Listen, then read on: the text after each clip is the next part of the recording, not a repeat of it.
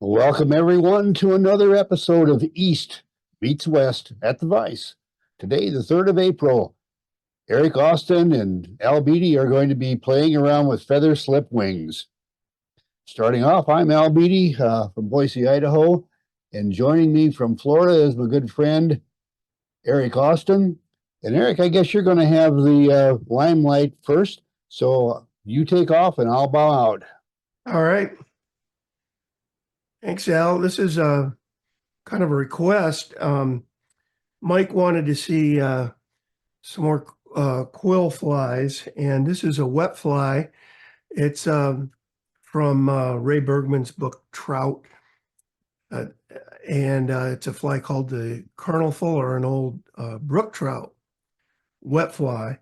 And these flies are really fun to do, and always a challenge. Oh, I better turn on my Lost your camera. your video there, Eric. Yeah, I know. I see it. There we go. Gotcha. Okay. Good.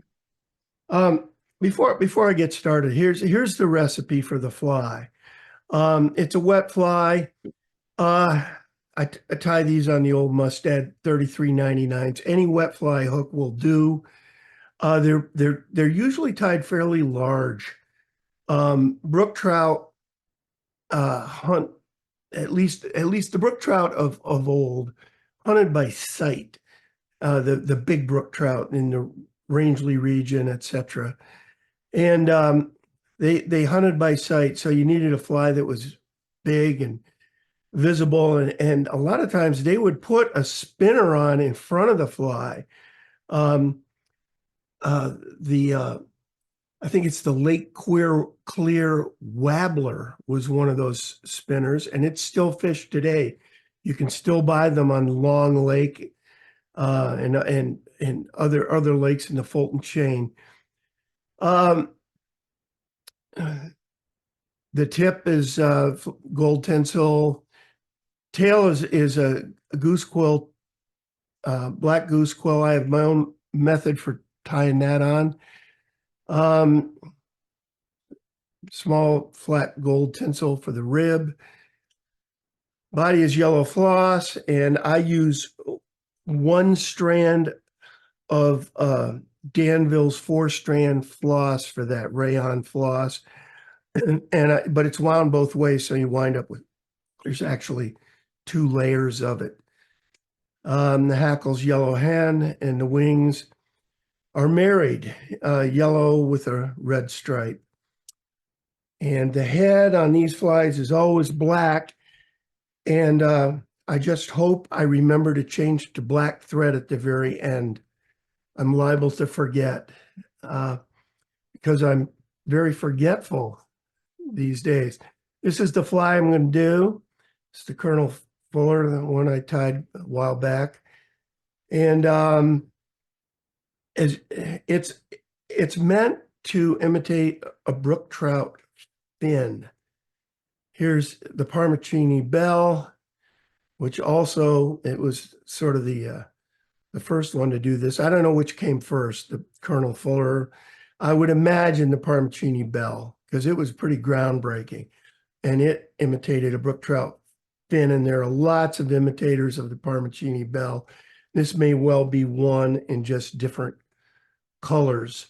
Brook trout fins were used as bait, and that's where that's where Henry P. Wells came up with the idea for this fly here.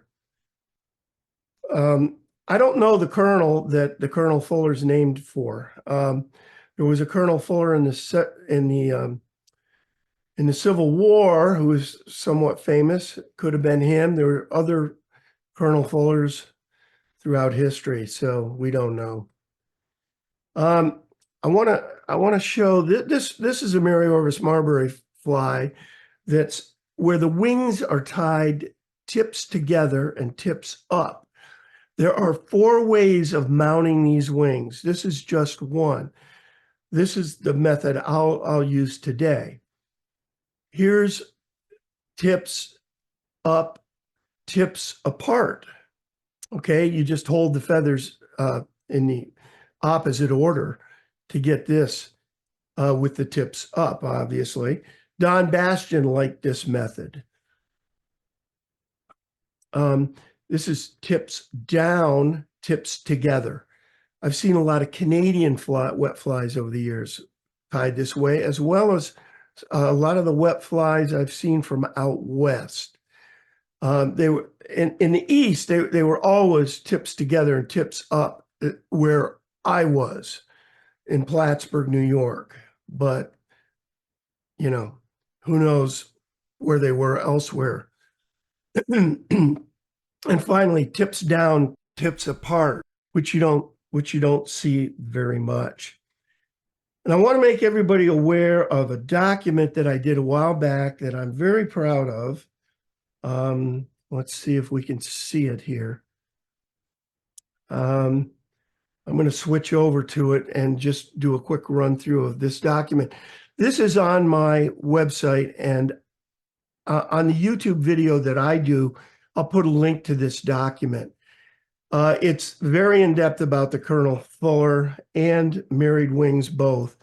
And there's lots of cool pictures in here, step-by-steps of the Colonel Fuller. And I did this, I think, for the FFI, did this document for the FFI show a couple of years back and never really did anything with it. Well, I finally got around to putting it on my website. And this is in-depth, marrying tutorial. This bottom wing, bottom feather, you don't want to use this feather because it's got crossed fibers, etc. And you don't want to use the top one either because it's got fibers missing. Or you can use parts of it, but not those parts. And there's some flies that are intended to be inspirational in here, whether they are or not is up to you. And let me get back to me.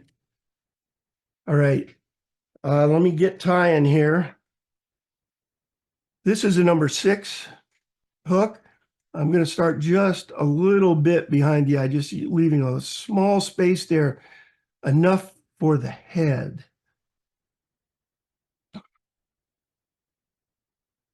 Take the thread back to the bend.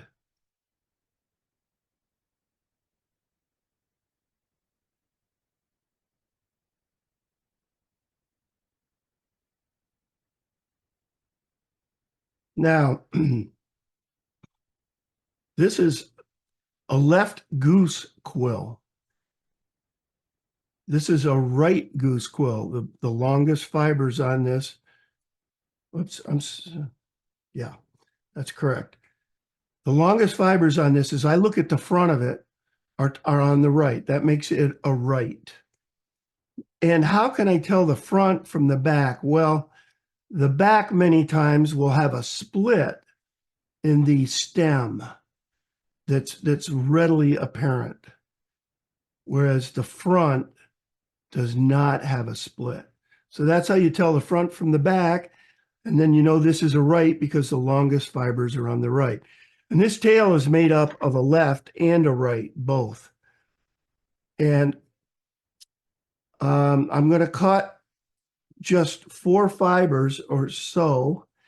By the way, you can count fibers more easily from the backs of these. They show up a little better, but I don't, who's counting? I'm just going to cut something off here that I think is about 4. And then I'll pare it down if necessary, if it's a little too big. I'm going to tie one, cut one off the other feather here.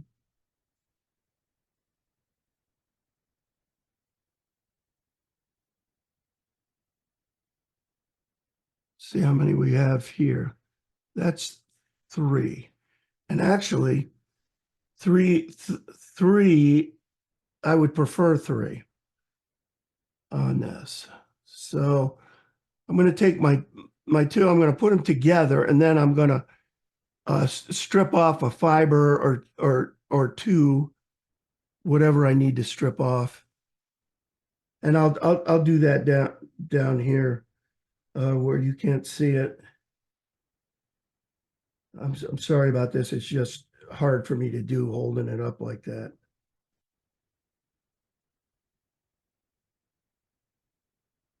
All right, so now I've got a tail, and it's going to be almost shank length, not shank length, a little longer than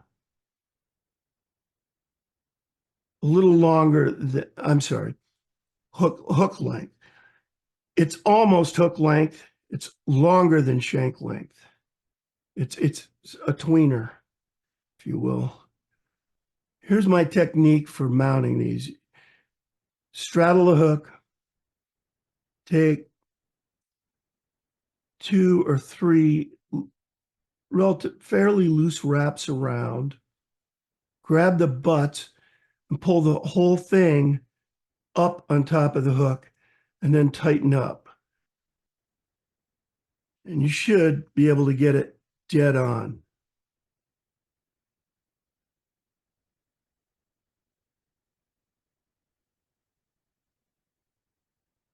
So it's tented.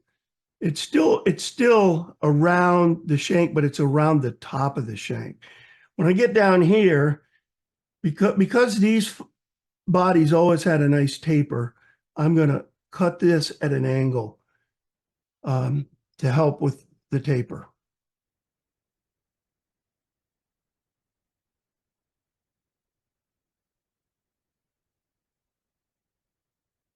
And I'll sort of build a little bit of a taper here. Now, I'm using Uni A-dot thread because because it was here on my timetable. Normally, I would use a thread that flattens a little better than this for this fly, but it's not going to matter that much. It's not going to be that significant.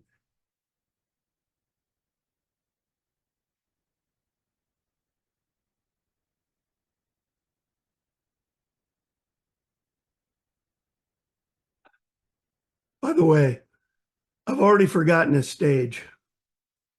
There is a tip that goes on here. I apologize. I'm not gonna do it again. It's really funny. When I did this live for the FFI thing, I did the same thing. So I must be obsessed with the tail or something. I don't know.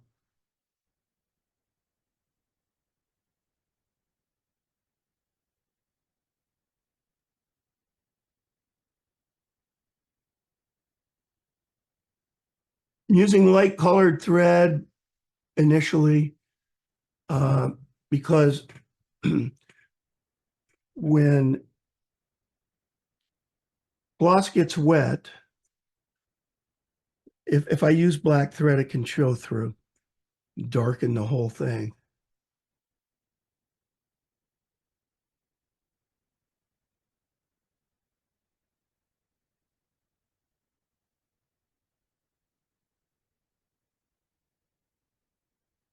This is one strand of Danville.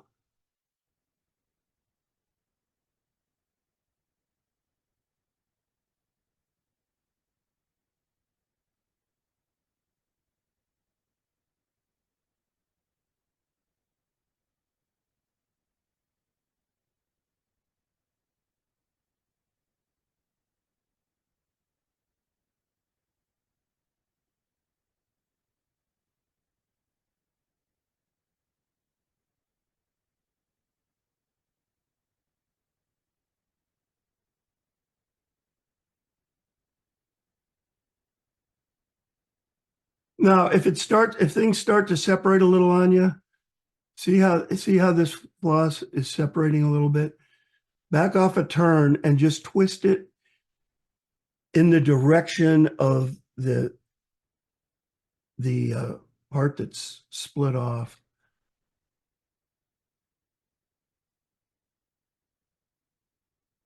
what happens is on these hills, if you've built a taper, as you go up or down, that's when the floss tends to get splitty. And I don't really like this. I'm going to back off to there.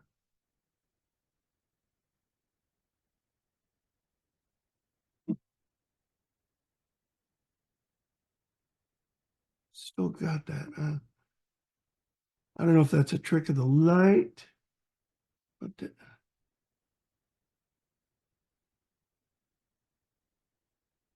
oh well.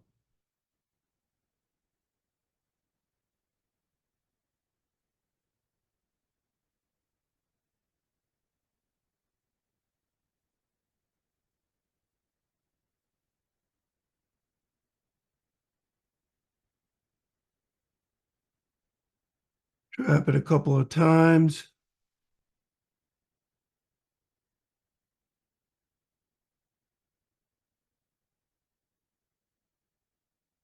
Cut. Now, I could try to burnish this. I have a burnishing tool, but usually it's been my experience that this won't really help a bump of that magnitude.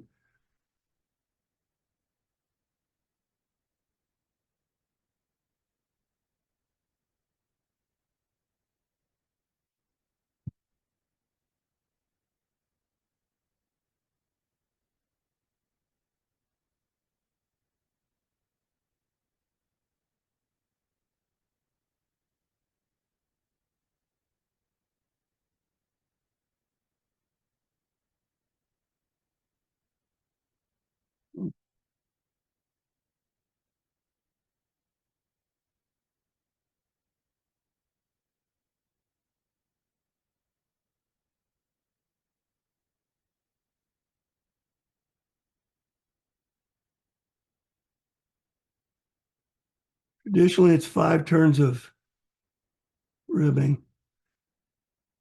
You can do 6 and hope that the hackle obscures the 6th one. That said, it's not a rule. On the small flies, I always do 4. On larger flies, you can go more than 5.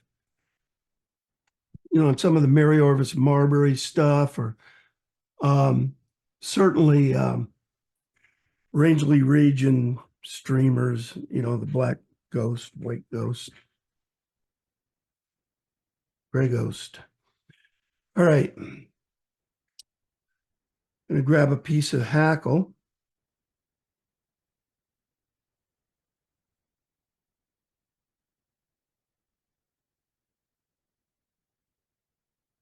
The hackle, I'd like, in a perfect world, I'd like it to extend to the point of the hook, or maybe just beyond. And so, I'll carefully select where I split this. I tie this in by the tip.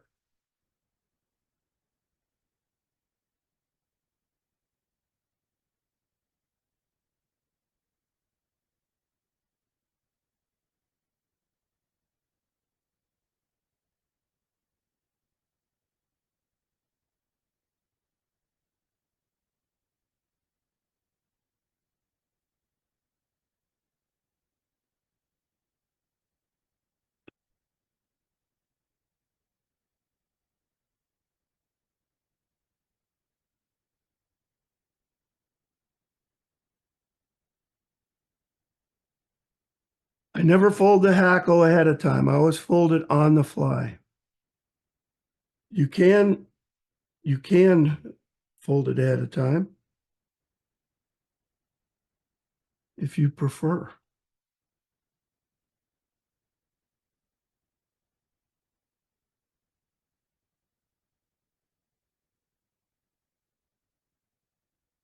Now you can wind this hackle all the way to the eye if you'd like. And this is almost there.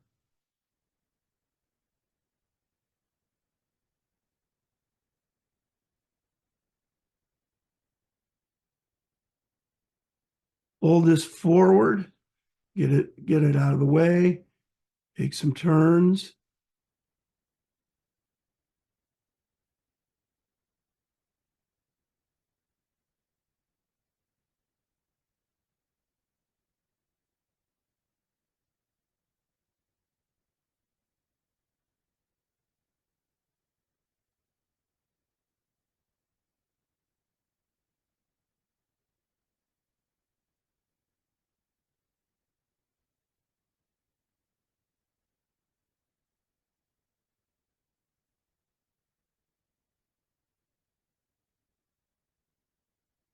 Take one turn around the back. Oops. You want to get it all though, which I didn't. Back of the bundle.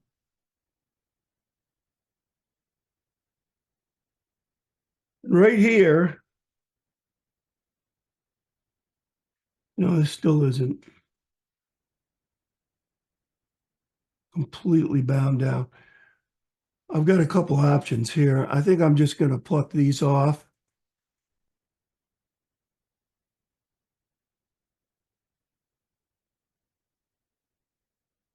Close enough. All right. Here's where I changed to black thread. Can't believe I remembered.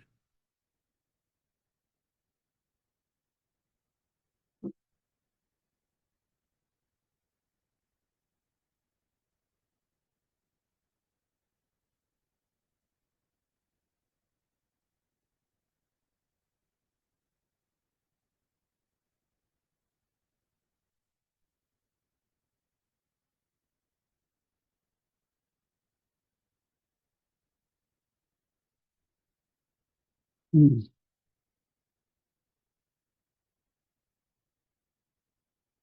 Oh. Black, I inadvertently got into my black thread.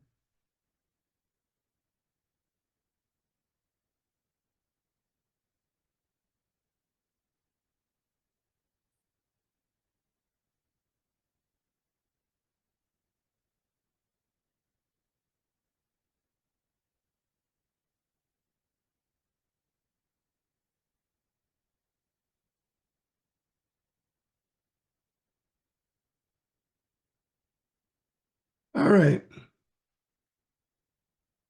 Last thing to go on, the wings. I've got a couple prepped here. I'll marry one up after I get done mounting this. After I finish the fly, I'll marry a wing so you can see the process.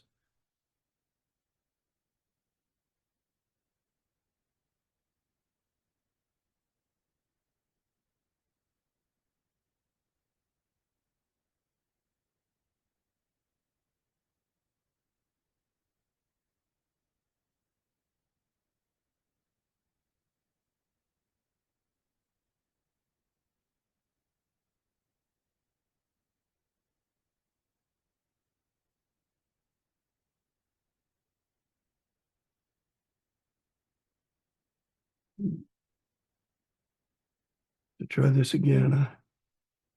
Collapse the wing.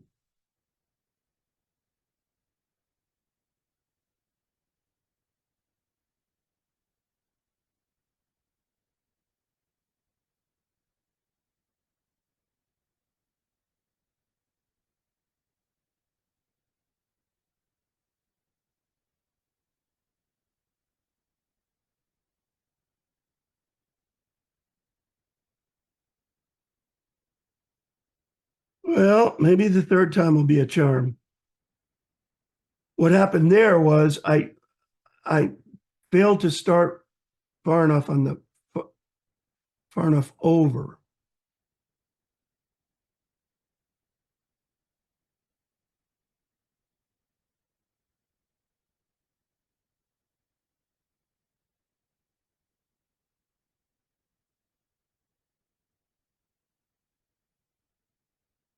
Hang on.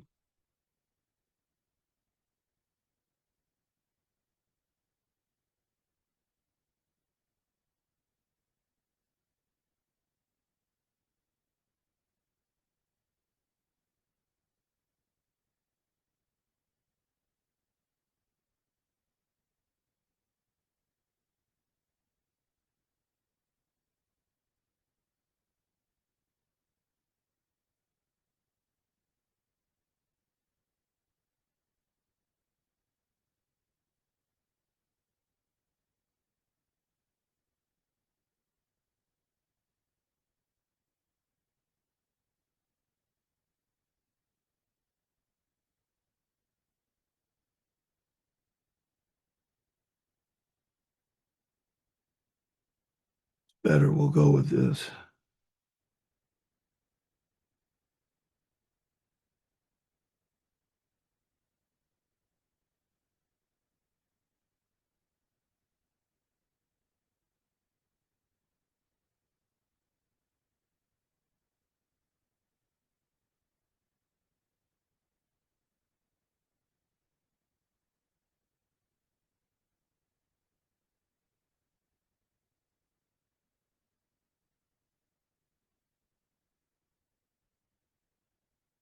Spinning the bobbin up to make the thread strong.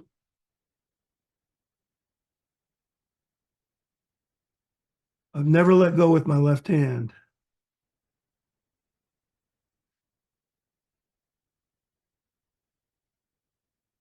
There's a cliff that forms here, and you just have to be very aggressive wrapping up.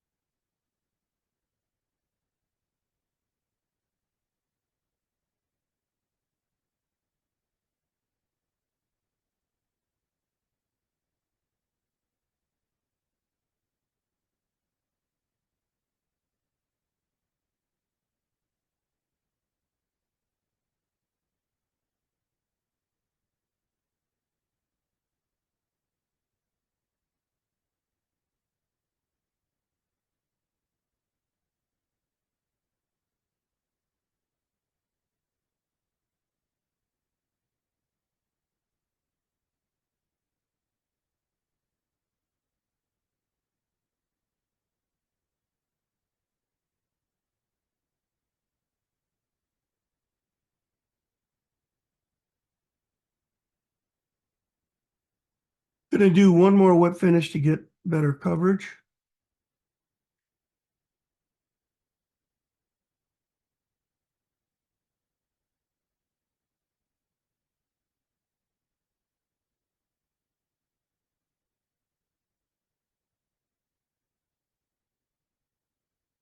If you wind up with 5 or 6 whip finish turns, that's pretty good. That means your head is small enough.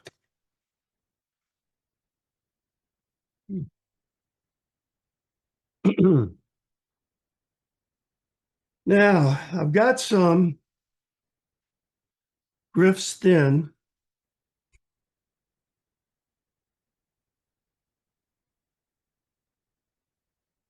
That none other than Al Beatty was kind enough to send me. I was bemoaning the fact that they didn't make it anymore. And Al sent me some.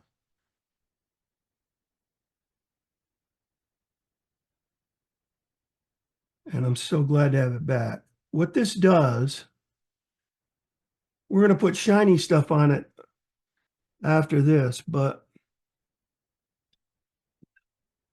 what this does is fill in a lot of gaps. Just subtle gaps that you don't notice are there. The thread gaps in particular.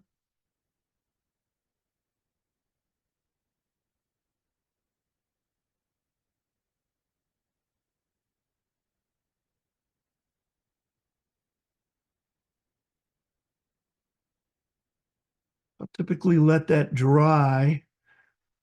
I don't know if this is long enough time for it to dry.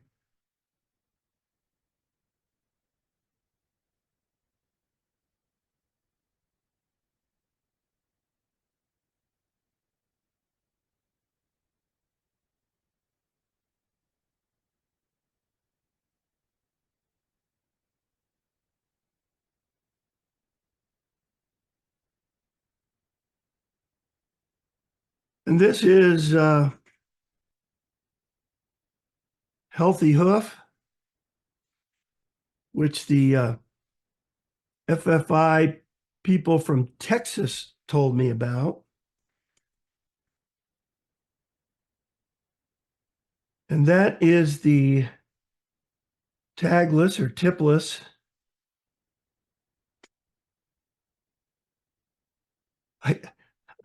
I always wind up spending a lot of time messing with these tails. Let me see here. They were on there so beautifully. They've gotten reversed.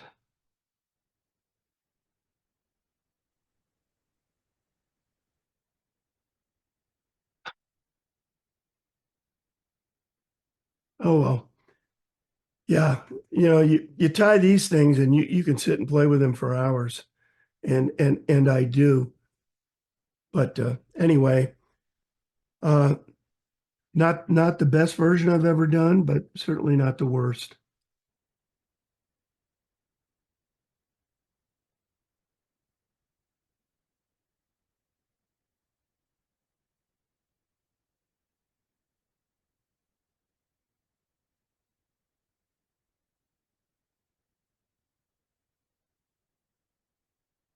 And that is that.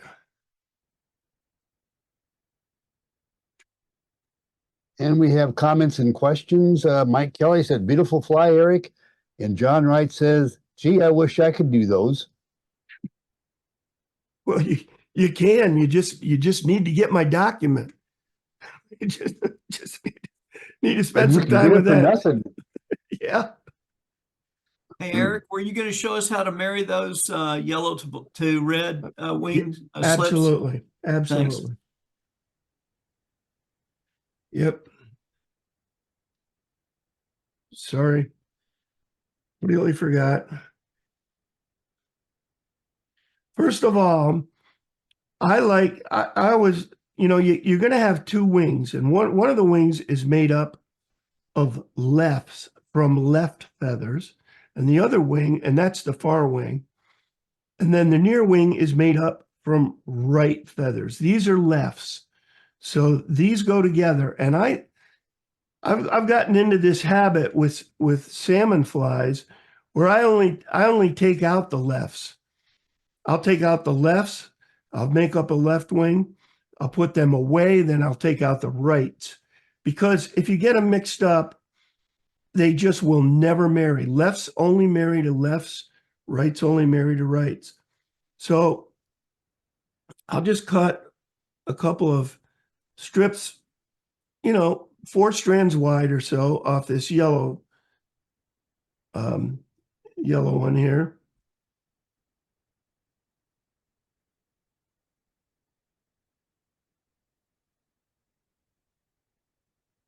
You can see what I'm doing. And they might be more than 4. That's okay. And then I'll cut a section off of this one that's a little less than that, maybe 3. I'm sorry. Eric, are those goose or duck? These are goose quills. Duck, you would use more. In other words, duck you'd use, and I said 4. I want 5. With goose, I like 5, 4, and 5, or something close to that. As far as the number of strands, duck, I would want 6. I'd want one more, like 6. Eric, you're 5, kind of off 5. screen. You're off screen a little bit there, Eric. Yeah. There you go. There you go. Got it. But bottom line, all I'm doing here is putting these like this in my fingertips, getting the tips more or less aligned as close as I can come, and then just stroking them. Now, they don't have to marry all the way out to the ends. They'll work fine because you're only really tying in this much. For the bigger flies, goose is better for a size, 10, 10 and 12. I would definitely use duck quills. So anyway, I just took these from lefts, and they would make up the far wing. This set would make up the far wing. Any questions about that? There's one other caveat with this marrying.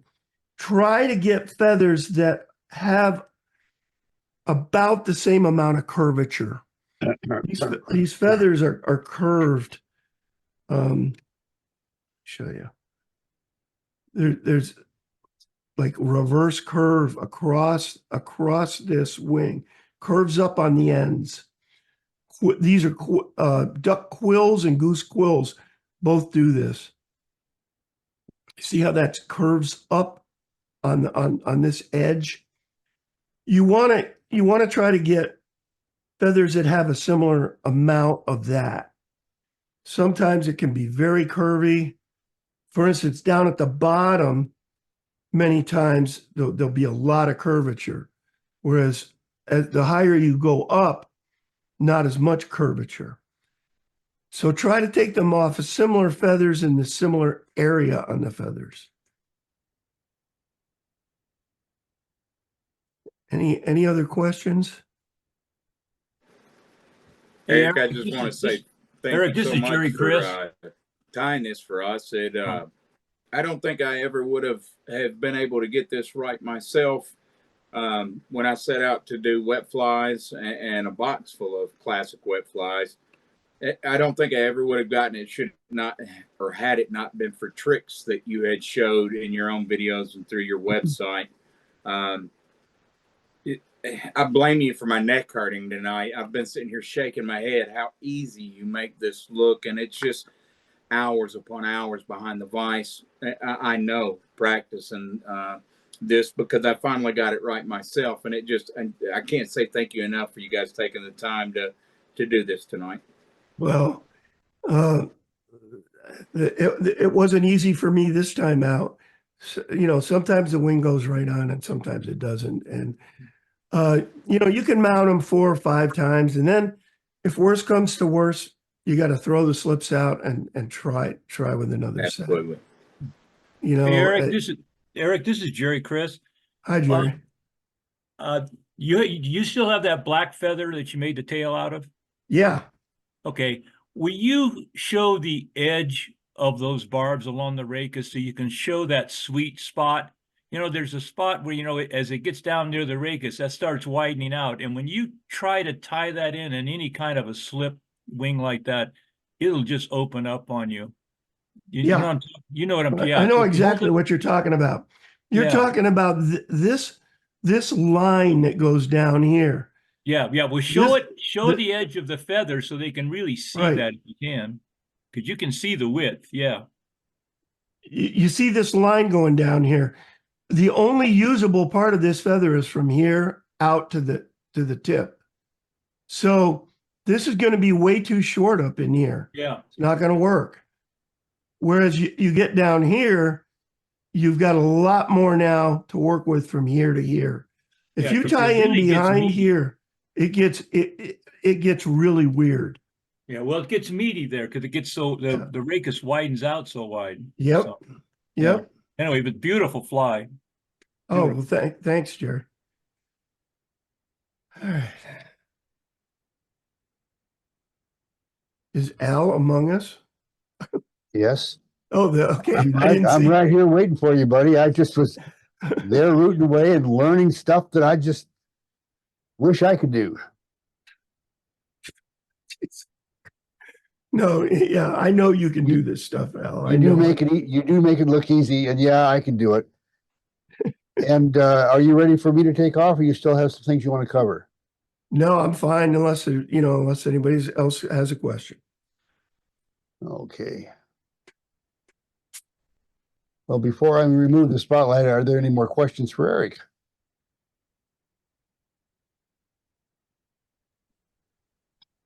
I think someone asked where to get the feathers you're using. Yeah, that's a $1 zillion question, isn't it? I searched the internet for this stuff. It's harder and harder to find quills of any kind. There's a big shortage now of mallard wings, and I had to go to Canada to get some. Somebody recommended Fly Fisherman's Paradise in Pennsylvania, but that was a no-go as well. So I've gone to Canada recently. They're hard to come by, but Nature's Spirit had a nice line of them for a while. And Hairline has always had pretty good quality quills. So those are wholesalers, of course, and you've got to go through a fly shop, but right now things are tough. So I would just scour online, go to as many sites as you can, and just type in quills. A lot of times they'll come up, they'll have pictures of them, and they'll say out of stock, which is heartbreaking, but that's what I do. I mean, and then there's John McClain in Detroit can sometimes help with quills, but most of his stuff they're not quills. Most of his feathers are goose secondaries, which don't work for these wet flies. Don't use goose secondaries, use goose quills or primaries. Or duck, either one. Or white, white duck that's been dyed. All right. Did that answer Yeah, the thanks. question? I hope. Okay, well, thank you, Eric. And I am going to be moving into a slightly different direction, and that is quill wings on what I call an MD muddler. What is an MD muddler? MD stands for make do, and all year long, Gretchen and I have committed that when we can work it in, we will be using whatever material we can come up with to make do. And I'm going to show you some make do options for a muddler. And let's start just by looking at, I've got a make do muddler in there right now. These are fold over wings. Do they look good? Nope. When I'm using make do muddlers, they are not for the fly shop. They're not to go in a under glass somewhere mounted on a wall. They're going into my fishing box, and that's going to catch fish all day, every day. And we're going to show you how to get into the make do area. One of the things though about make do, now when I say that's a folded wing, we're going to get some feathers out here and take a look at what our options are, because I'm willing to bet you, given what Eric just talked about, in the difficulty in finding some of these materials, that you're going to have to either not do the flies, or you're going to have to come up with some kind of a substitute. Well, I'm going to start right now with a turkey tail. I'm going to use turkey tail on some of the stuff. Let me just show you some of the feathers though that we've got here. Look at the gorgeous feathers here. These are just amazing. I have tied some incredible muddlers out of those, and they are not what you normally would look at and consider a muddler feather. But let me just set this aside. That's a turkey tail, and I've got a right and a left wing. I'm just going to show you one wing. I don't need to hold both of them up. But I want you to notice that there's you've got your flight feathers, and you can see this is what a flight feather looks like. Let me get this up here so you can see it a little bit better. I want you to notice that it's mostly feather on one side, and this side here has got biots. And though you may say this is not the feather that you want, those biots are really good to tie with. They just don't happen to be any good for what we're going to be doing. But anyway, after you get away from the flight feathers, or as those are called, you've got these other feathers. And I want you to notice that we've got a feather here on top, just absolutely gorgeous. And I want you to notice that on one side, it's all nicely modeled. On the other side, it's kind of dark. Well, those all can be used. And in fact, I'm going to be using some of these tonight. I don't consider those to be the best feathers for tying muddlers. And I'm going to be tying wing point down. That's the way most of the muddlers are tied here in the west. And I'm going to be using feathers out of the center of the wing like that right there. I'm just going to set this aside. And I'm going to talk to you now about options for materials before we get into actually tying the fly. Now let me switch glasses here real quick.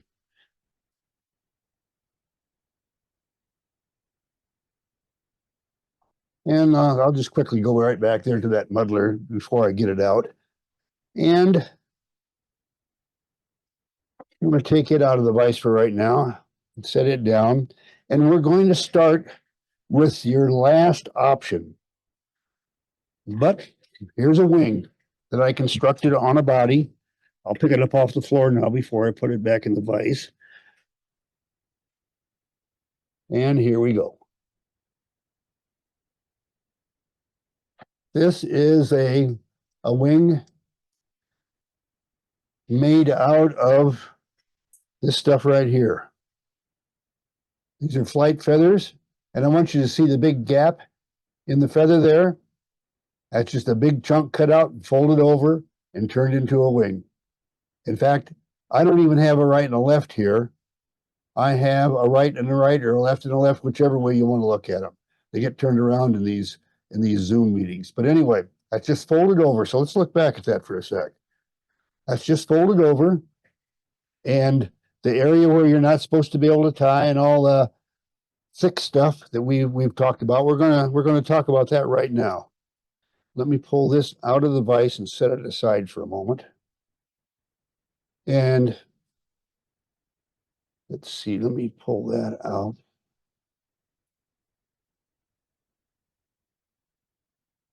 Okay, you can see the edge right there. It gets really nice and fine out on the left towards the tip. And when it joins the shaft, the rachis, whatever you want to call it, it gets really thick. That's not real easy to tie down, but it's not impossible, especially if you use it for a fold-over wing. We just set that aside. We're going to go to the next option, which is, let me get the feather.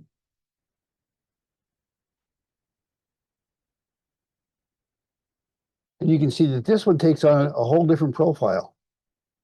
Made out of the same stuff, except I used a right and a left. And you can see the slips that I've cut out of both. In fact, let me get down here, and you can see that there's a slip out of one and out of the other. And again, these are not what you would normally be tying your wings out of. But you could be sitting there with a desire to go fishing and not have the materials that you need. And based on what Eric is saying, it might even be difficult to get them.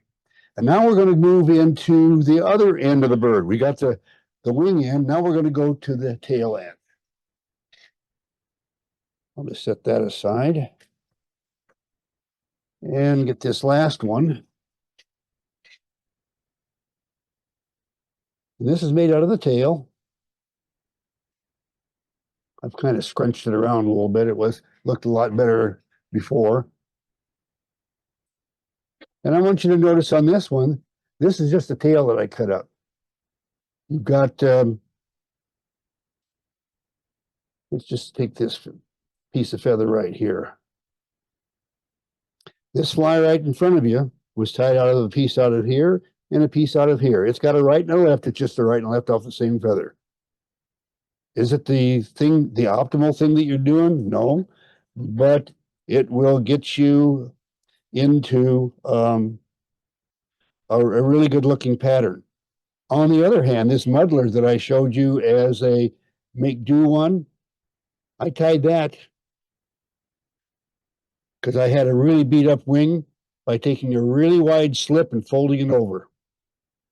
And that's how that wing came about. Is it perfect? Nope, not even close.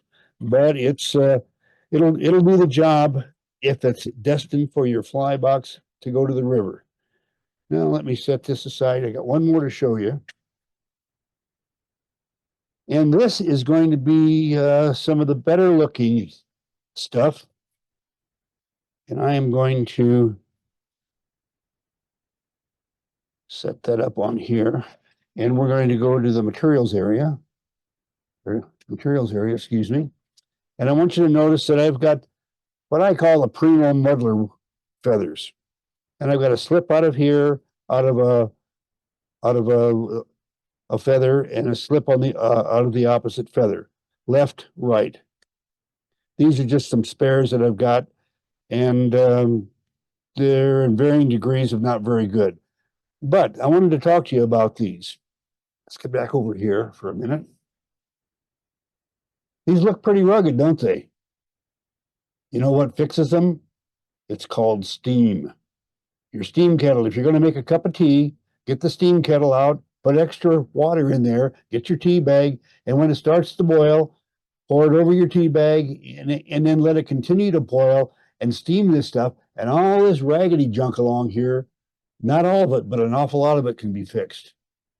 Anyway, I'll set that aside because what I wanted to show you is a wing that's tied out of the proper feather. Get this out of the way. And now handling it and everything, I've managed to tear it apart, but that's all right.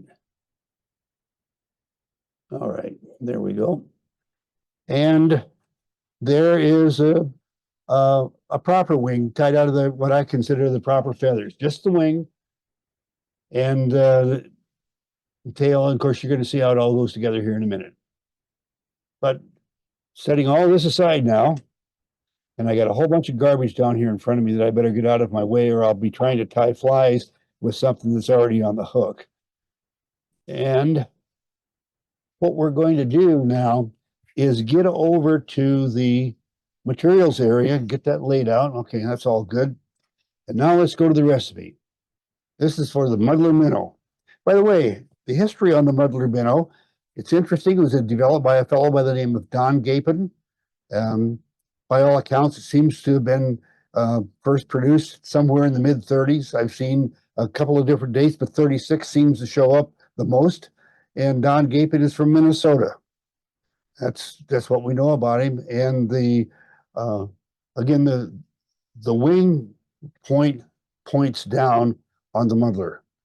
So we got a streamer wing, 3XL. The thread is going to be gray or your choice. I'm going to be using something different. You'll see why here in a little bit. The tail is a feather slip. And again, it can be your choice. And understand, I've already shown you several options, not best in the world, but things that can work in a pinch. The rib is going to be optional tinsel or wire. And in fact, I'm going to be showing you a product you may have never seen before. And the body is going to be tinsel or floss. The underwing will be hair, and I'm going to use squirrel. Sometimes we use bear, and there's others that we use as well. Sometimes calf tail. The wing is a feather slip wing. The collar will be deer hair, and the head will also be deer hair. Now let's get over here to the materials area Al? and take a good look. Somebody asking a question? Yeah, Al, on Yeah. the tail, there's always a question that comes up when you use the term feather slip in the singular. Now, is the tail a matched pair or is it a single slip? You're going to see that when we get to it, but it's one from the right, one from the left. And you call it a match pair or whatever you want. You're looking at the two feathers right there that are going to be used to tie the fly that you're going to see here in a minute. Not the best feathers, but they're a right and a left, and they're going to be matched up and all of that type of stuff. Thank you. Yeah, you bet. Let me just move this in a little bit closer. All right. And I've tied several out of this, as you can well see. I took the slips out of this side and this side.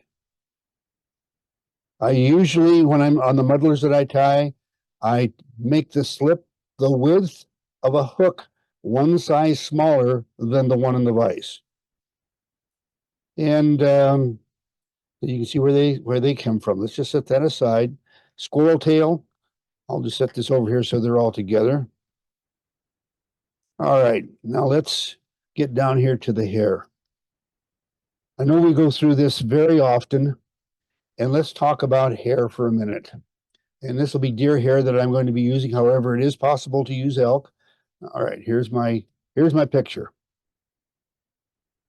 And the dark hair along the backbone, down over the shoulder, down over the rump, is good for wings and tails. And if you try to tie muddlers out of it, you're going to be frustrated. Here's an example of that kind of hair. I want you to notice how dark it is. That doesn't flare worth a darn. You might get it to flare down in this area, but that's so far out into the away from the tip that if you're trying to flare it there, it's big enough for probably a 2-0 or a 3-0 type hook. In other words, this isn't going to do the job because the tying area is all this dark stuff. So if you happen to have that, set it aside. You'll be nothing but frustrated trying to tie muddlers with it. Now, I'll put that over here out of the way. Now, here's one that's kind of in the middle.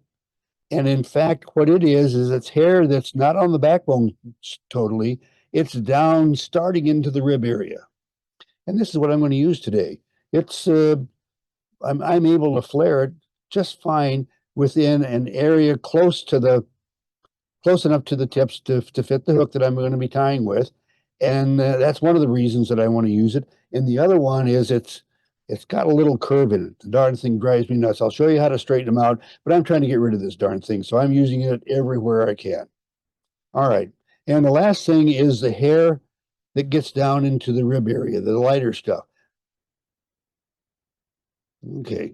This area and this area. And here's some that's just down in the rib area. It is pretty light colored all the way through to the tip. It's going to flare really good no matter where you use it. So you ask yourself, what am I going to do when I go to the fly shop? What I'm going to look for? Well, you know what you're going to look for wings and tails. You're going to look for the darker stuff. But you also know what to look for the spinning stuff for muddlers. One of the things that I'm willing to bet you, 20% of the hair that you look at in the fly shop is going to be wings and tails. 80% is going to be, well, you figure it out. There's a lot more area here that will do the job of for spinning hair. All right, now I got all that set aside. One last chance here. I've got to use my static guard because static electricity has been crazy around here lately. All right, now we're going to get back to the hook. And I'm just going to set one of these hooks in the vise right now.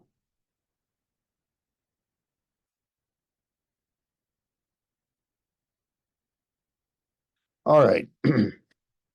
Now, I want to just refer to one thing here. I want to show you a mess. You see this? That is from a spool of Danville 6/0 thread. That stuff would just, I'd look at it and it would fall apart. I'm kind of being a little bit facetious, but this stuff would break very easily. It had gotten dry rotted. Now, there was a time when I would take and throw the whole spool away thinking it was all bad. It's not. Let me set this aside. I'm going to be tying this fly tonight with 6/0 thread. And this is what's left of that spool. I took out about the first 20 wraps, 20 yards. There's about 20 yards in there all wadded up. And I finally got down to good thread. And so before you throw away a spool of thread that seems to have gone bad, make sure that it's all bad. A lot of times you can strip off a few layers on the outside and get down to good stuff again.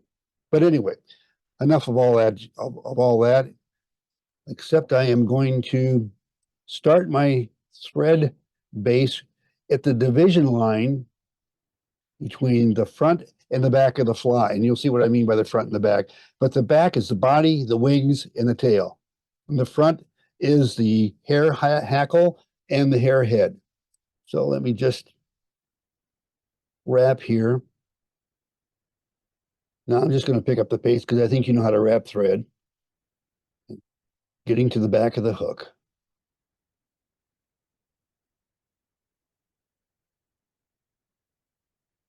Now you've already seen how Eric will take his slips out, measure them, take them out. I do the same thing. I mean, I'll grab the slips here. What I usually do is I always do mine from the back. And I think I saw Eric do that too. And you just reach in, you cut one out, and you got the slip there. Well, I'm not going to do that because in the interest of time, I'm just going to grab two slips that I already cut off of that same feather that you just saw, one off of the right, one off the left. And that's going to be my tail. So I'll just set these in place. I want you to notice how those feathers came apart. Well, that's good, actually, because I wanted them to. Because I want them to kind of get down around the sides of the hook.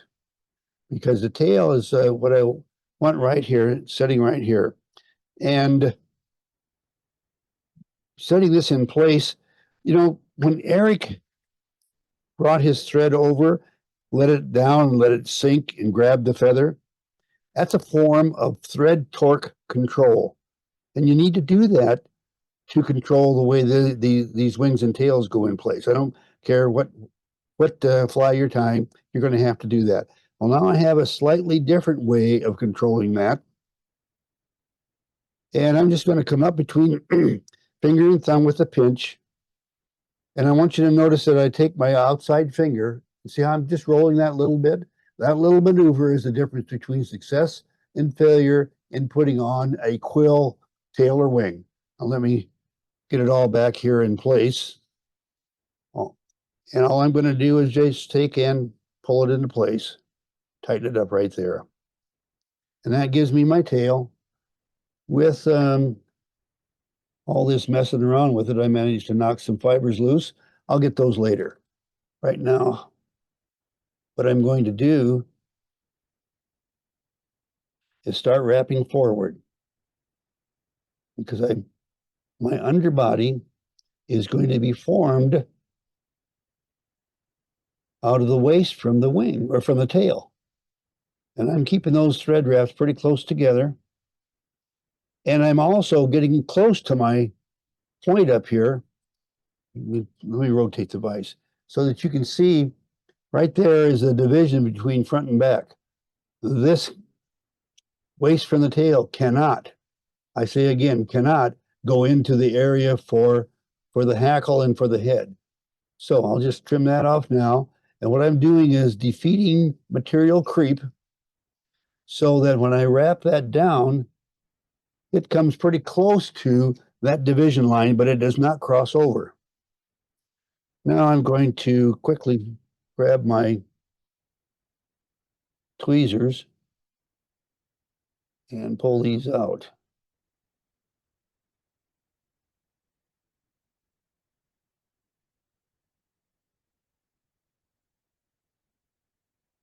Okay, well, famous last words. All right, there we go. Anyway, I got that married back together. Now it's time to get rid of this and introduce you to a material that you may or may not have know anything about. Set this 6.0 aside for the moment. Remember now, this was really bad thread, breaking and everything, and now it's just, I got down to the good stuff, and as it turned out, that was a pretty new spool of thread, and I got a lot of thread left here to tie flies on. Set that aside, and I'm going to introduce you to the rib material. This is not tinsel. This is metallic sewing thread from the thread store. And it says, let me get there, it says, good broad, 650 yards, $7. And the number is 9004. If you guys are wanting to know. But anyway, you had metallic thread out of the sewing store, makes some incredible stuff for your for ribbing. I use it all the time unless I'm working on customer orders or something that's going to be mounted and go under glass or some type of display item. And the other thing I'm going to use now is I'm going to switch to orange floss. And this is the floss that we took, Gretchen and I brought to Danville back in the early 90s. And Gretchen found it in a Bernina sewing store in Bozeman.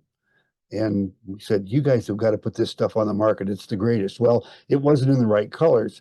Anyway, bottom line is, with a lot of negotiation with Danville, they brought this stuff on the market in about 94 and 95 and called it nylon stretch.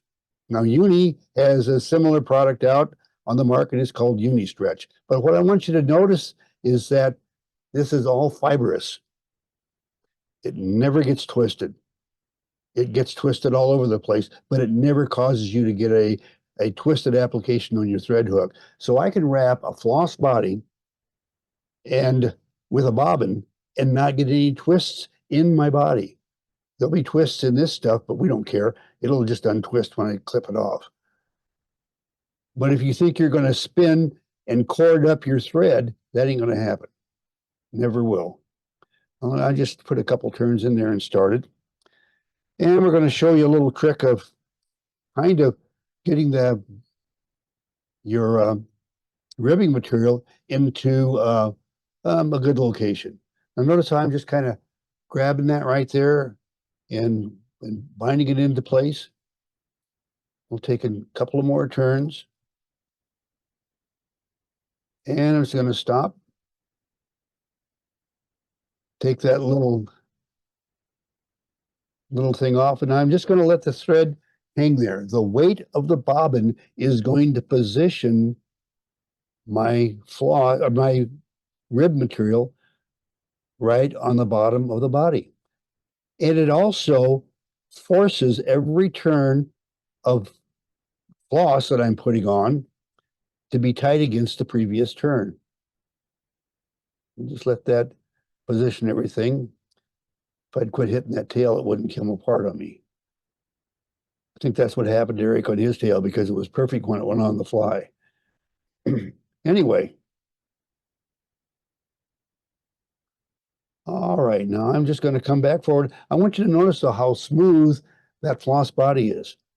And if you were doing that with standard floss, by this time it would be roped up and causing anything but a smooth body.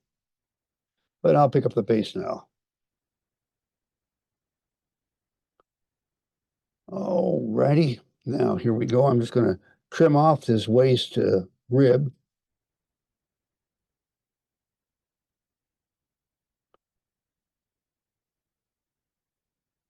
Okay, and now I'm going to switch from floss back.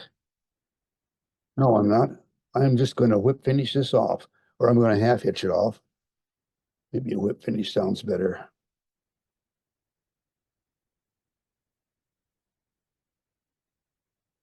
All right. Now I'm just going to put my rib on. And I want you to notice I'm going to use the rotating function of my vise to put on a rib.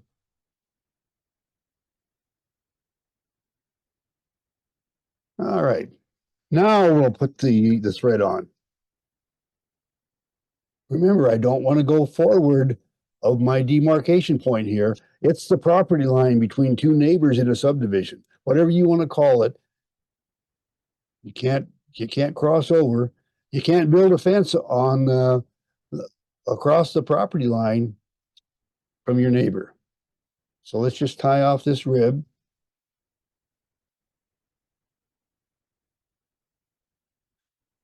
Trim off the waist.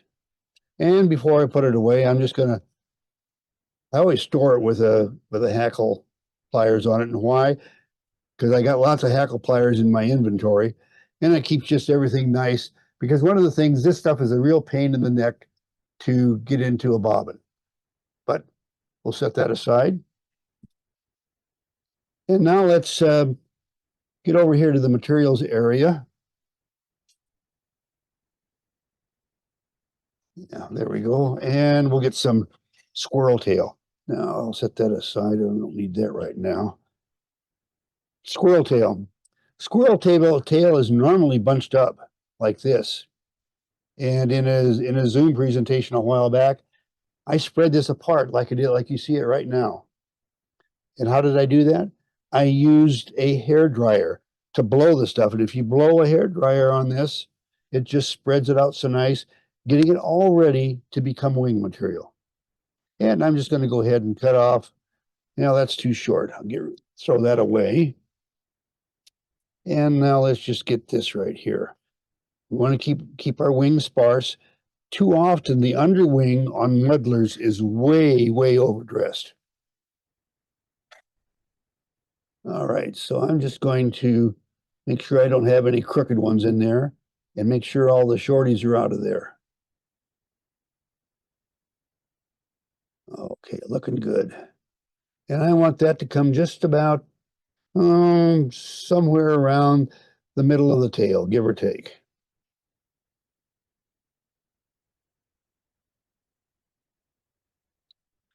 All right, now we'll just get a trim off the waist. Remember, we don't want that to come forward of the demarcation point. So I'm going to trim that off now.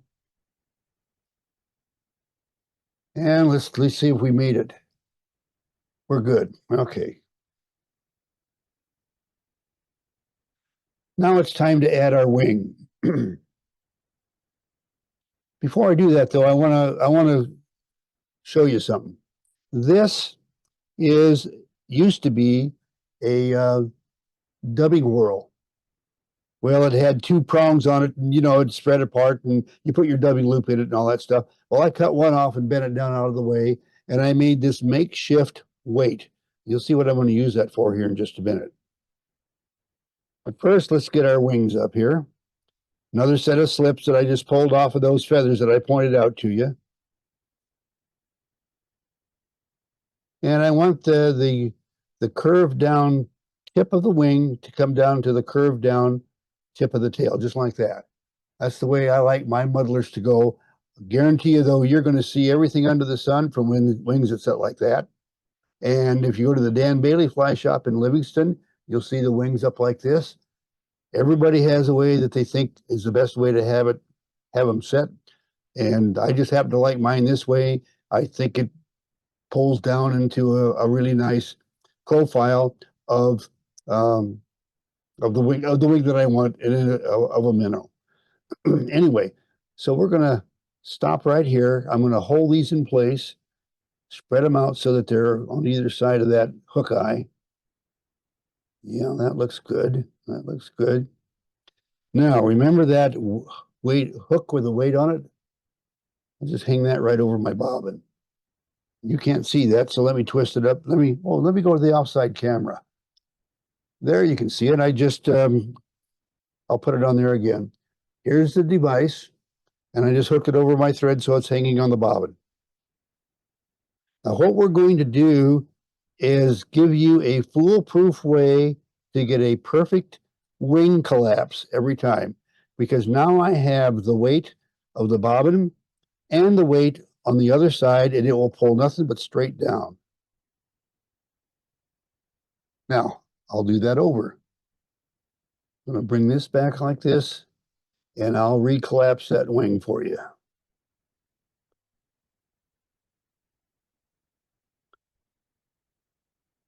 Hold the thread between the finger and the thumb, drop the bobbin down the other side, drop it.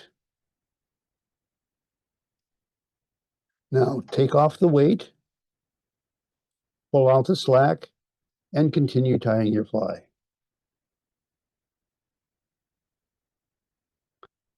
And that's just about the way I want it to be. Now I am going to wrap into here just a little bit and trim off the waist. And again, I don't want that to creep forward. And I'll just tie this off. And this is what I call the gills. I usually do this in red. I'm not going to worry about it now, because I always tie my flies up to this point and use some glue on it. And I always glue the wing right there and then the gills and set that aside to dry.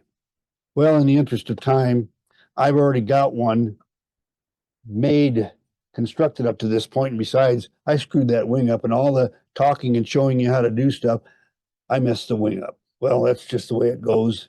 I've got one here that's the way it ought to be, and the glue is already dry. So I'll set that aside and bring this one up and put it in the vise. As Eric can tell you, the pressure of wrapping live on Zoom, I don't know what it is. Seems to mess me up every now and then. But anyway, there's the body with the glue all dried. Now I'm going to switch to my 6/0 thread. That's what I'm using to spin the hair. And I'll just attach. There we go. It's now attached. Let's get back over and get some hair. And I'm just going to take some of this and I'm going to use, this is going to be for the collar. And I'll just cut a piece of this. But I told you that this hair has got a slight curve to it. Really just drives me nuts. Doesn't stack worth a darn. Let me get back here and I'll show you what I mean. You see there that that hair kind of curves down a little bit? Well, I'm going to show you how to straighten it out. You take your thumbnail and your forefinger and you just kind of go along the outside of the bend. And that straightens all that hair out. Now I'm going to slip out here away from the vise and the camera and get out over my waist bin and just get rid of all the trash that's in there, the short stuff and the fuzzy stuff. Oh, good. I'm glad I sprayed things down with static guard because it would have been sticking to me by now. And I'll grab my hair stacker.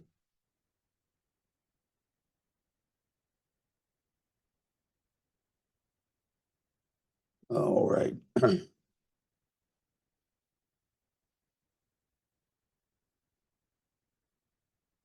Okay, we've got the hair stacked. I've got one bad hair in there I can see already. We'll get rid of that.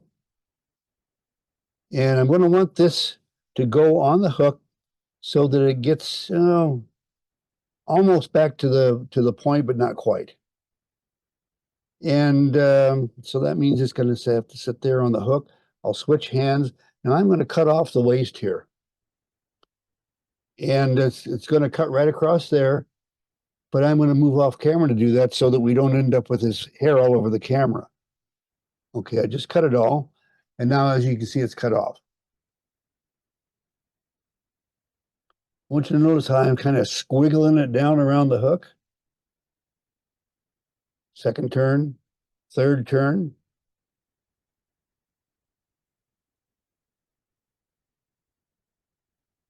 Now I've got it pretty much in place the way I want to. I want you to notice how I'm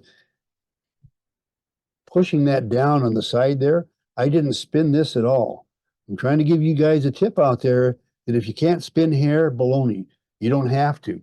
Put it in place, tie it down, and then you can push it around to where you want it to be. Now, that's the color. And we've got a pretty good distribution. I don't want much on the bottom. I'm going to cut it off the bottom. That's pretty good. But you know what? I can still rearrange it some.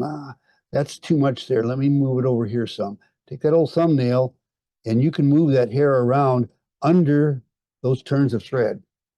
But there we've got it, our muddler collar ready to go. And now it's time to spin our first bundle of hair. Now let's get over here. And I'm just going to take some of the same hair. And what I didn't show you before, but I'll show you now, is I need to get rid of the waist right out of there. And if I just pull on that, just pull it out, stroke it out, or even try to comb it out.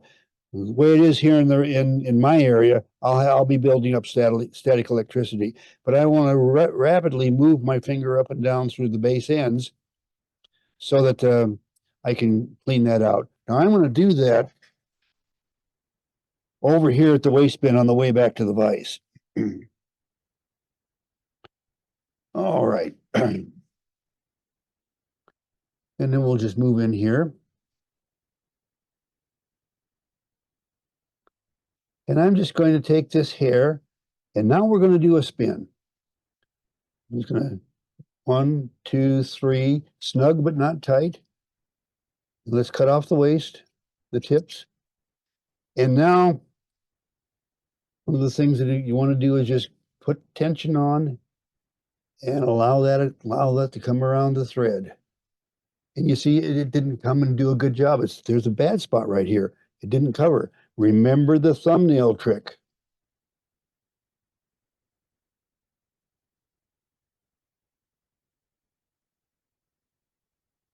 You can move that stuff back around, especially if you recall. Well, let me take this off. I'm going to go back to something, and then I'll just pick up the pace here in a minute. You remember that I cut most of this off and cinched it down, so it's not getting in my way. Now, I'm going to really quickly get over here, clean out some hair, and quit messing around and get to spinning some hair. Okay, now I'll just put this bundle back in.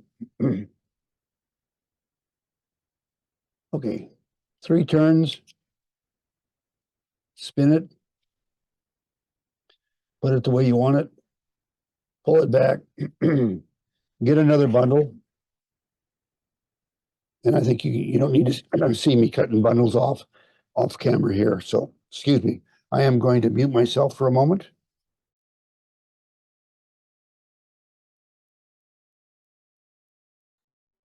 Okay, I'm back. And I'm cleaning out the waste, getting out over the waste bin. And I'll just, again, 3 turns. Cut off the waste, spin it the way I want it. If it doesn't quite get where I want it, I'll just twist it into place. You notice how I left those butt ends pretty long there? That's so that I can get in and apply the materials for the whip finish.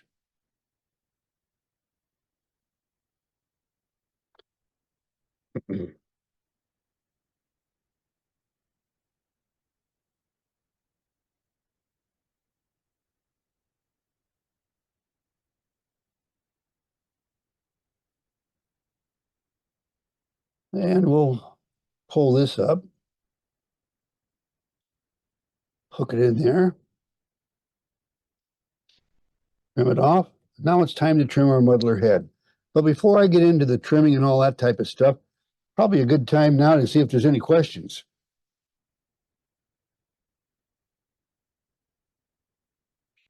Okay, back to work. Okay, it's time to trim this.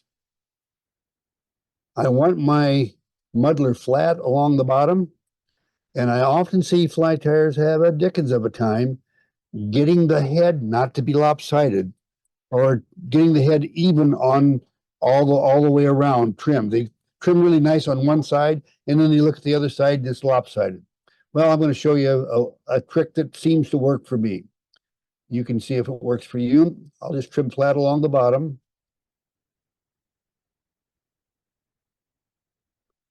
Okay, there it's flat.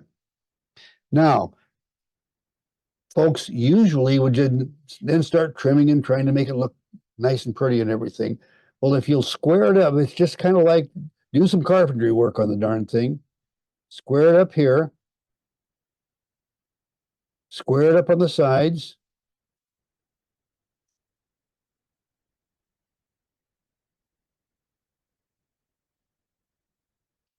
It's a lot easier to cut a straight line than it is to do, and you can see now it's pretty well squared up. And it's just about the same length on this side as it is on the near side. And that's good. So now I can start kind of evening things up. Now, do I trim all mine this way? No, I'm just giving you a method that works really well.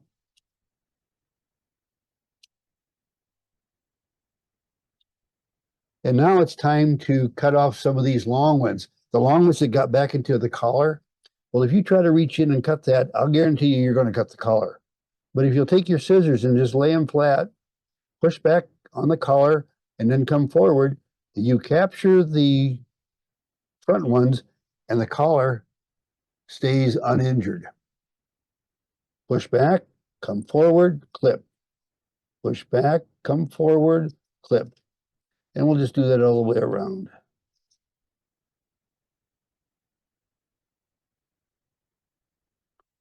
I got one hair, though, that doesn't want to get with the program. Well, we'll keep after it.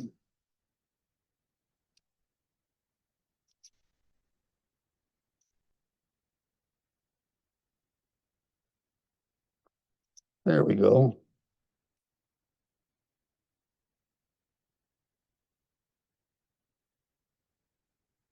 And now you can round it up and shape the head the way you want,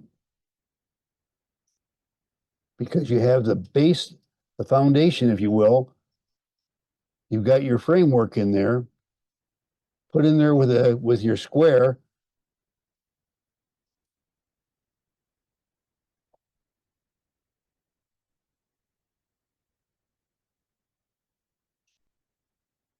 And I could just fiddle away like Eric did. I could fiddle away forever on this thing, but I'm not going to. I'm just going to call that good enough for now. And I'll finish trimming it up later, getting those little babies out of the way. Any questions, though?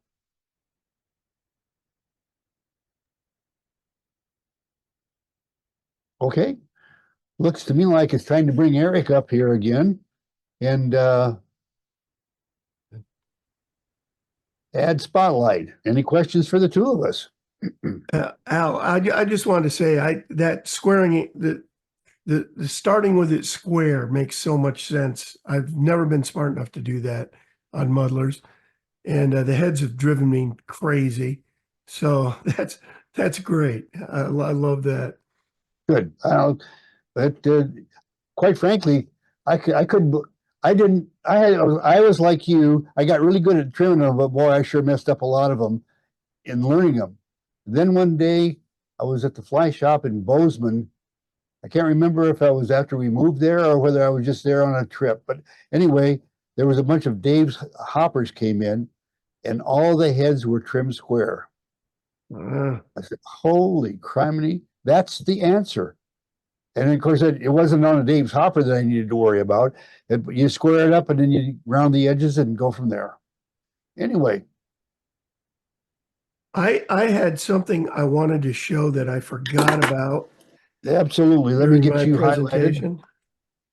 Just a quick thing. Okay, remove spotlight. Okay, there you go. Right. Let me get my. All right. Now I can see. I see colored screen right now. Yeah, hang on. I'll get it. There. All right.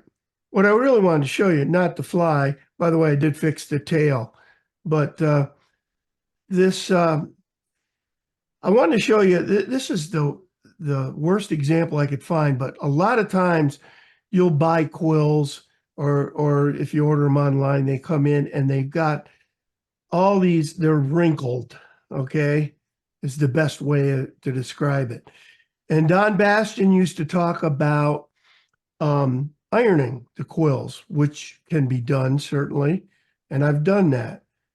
But what works even better for me is I'll dampen the quill with a little bit of water, and then use my wife's hair straightener,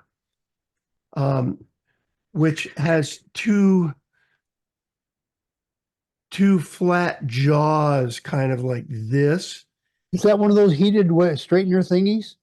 Yeah. And yeah, Gretchen's got one of those too. Yeah. Yeah. And surprisingly enough, it doesn't damage the hair straightener. Now I used my wife's old one that she didn't use anymore. So I'm not swearing that that your wife's going to be happy with you using it on a feather. But if it's used on a feather, she won't care. Yeah, right. Gretchen won't. My wife, if I had used her good one, that would have been a problem. But these hair straighteners, they heat up to the temperature of the sun approximately. And man, it'll straighten out a quill feather right now, but you got to keep it moving. You know, you don't want to let it sit there and just fry your feather. But anyway, that's something I thought of when with your approach to the muddlers, not using your best feathers. So Well, my best feathers go out the door to customer orders. yeah, exactly. Mine go to my friends. All my good flies go to my friends, and leaving me with the really crappy stuff. That it's no wonder I don't catch any fish. So Al, what you need to do is give Gretchen a gift of a new hair straightener. Just thought she could use a new one, and then you can take her over. I guarantee I know which I'll find the spot on Amazon in 2 clicks, and she'll have a new one before the end of the week. Well, not before the end of next week. Yeah. Hey, Al, this is Jerry. Hey, just on that steaming thing, very, very good coincidence on John's on the Riverkeeper Fly blog today was he shows two flies that were totally squashed, and puts them over the tea kettle, and you can watch all the feather, just the hackle straighten right out, the deer hair wing goes perfectly flat. It's just beautiful. My question is on the deer hair, on the squirrel hair that you put in, is that like a support for that wing? Is that is that its property? Is that why you don't flare it? You leave it straight on top? I leave it straight because all it does is it's support for the wing, because after the first fish, I don't care what you use unless you glue them in place, the wings will be shredded. Yes, okay. And then you just blend in with the hair, and you've just now got a fly you can go ahead and fish. Yeah. The thing on John's was so incredible. One of them was like two stone flies, and they were crushed, and they just came right back to life. The hackles opened right back up. It was really quite cool. Anyway, It's great presentation. totally Great amazing what information. the steam will do. Yes, Yeah, great information. Thank you. wonderful stuff. Al, thank you so much for a master class on. This is one of my absolute favorite streamers to use. It's an absolute. It's kind of like the woolly bugger. It's one of the classics that always seem to catch, and it's one that I find myself struggling with time after time. And I have learned so many tips and tricks from watching you put this together that just opened up Pandora's box. So if my wife is to blame me for using all of her hair products, she who must be obeyed, I will let her know to send her complaints to Mr. Albetti. Don't use my name. It was actually Eric Austin's fault. Well, thank you both. For sure.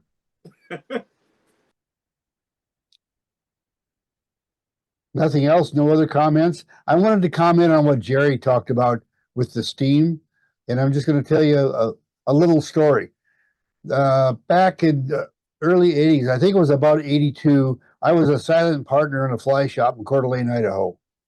And so don't have permission to use the family name and everything, so I'll just say the guy's name was XYZ. And I said, "Hey, X, how's it going? Where'd you get this great looking peacock?" He says, "It's the same as the peacock right next to it." And here was 2 barrels of peacock in this guy's fly shop. Premium, regular grade. Wow. $3, $5. Wow. Heck of a deal. He says, "Come here, I'll show you how we make it." I said, "Make it?" So he grabbed one of the regular ones, and about 30 seconds under the steam, and it went into the premium one. The value added. Of course, once people learn about that stuff, well, it does the same thing to flies. I mean, I cannot tell you how many times I've taken flies after they've been fished, and you just kind of puff them all up again, and they're ready to look like they're all brand new. You can't quite sell them, but they're in good shape.